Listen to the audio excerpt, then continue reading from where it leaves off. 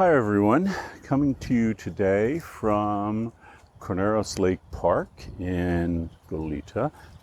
That's Lake Corneros behind me.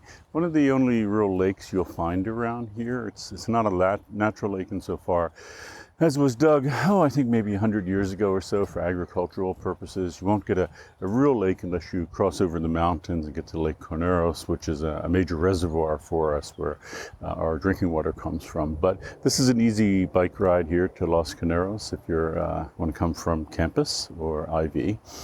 So not going to be talking about a lake today, but the Edmund Pettus Road to Climate Justice. This is the film that we're watching by filmmaker Richard Whittick.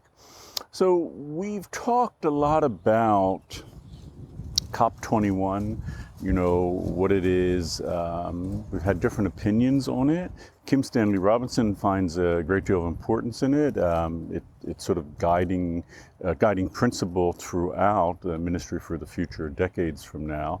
Other people, one of them was, we had the climate activist, and some of them, Theo, for example, was a little critical of it. And some people are. And really what it comes down to, I suppose, with COP21, it's the first major agreement, 190 plus countries on the planet, which is terrific to do something about the climate crisis, but it wasn't in any way binding, and it wasn't the sort of solid agreement that we hoped for that would have made solid action.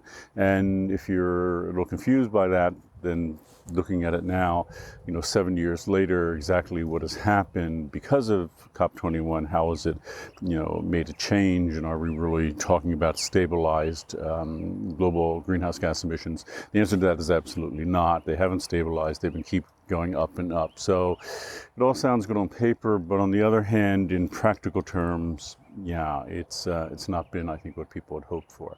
So this is filmed by filmmaker Richard Whittick, who's going to come to our class during week 9, and we can ask him questions about it. He has been to a number of COPs before and after COP21, but he was at COP21 in Paris. He filmed it all himself, so this is sort of, no, ask him if this is an accurate description, but I think it's sort of run and gun filmmaking. But it's an opportunity to learn a little more about this agreement, COP21, and why it's so important, why people make such a big deal about it, and whether we should or shouldn't. So, yeah, I hope you enjoy it. I won't come with a really big, long video today because I'm, as with all the videos and in fact readings we have, I'm really curious as to what your opinion is on it. So I won't give you any definite prompts or anything. So okay, that's it for this one.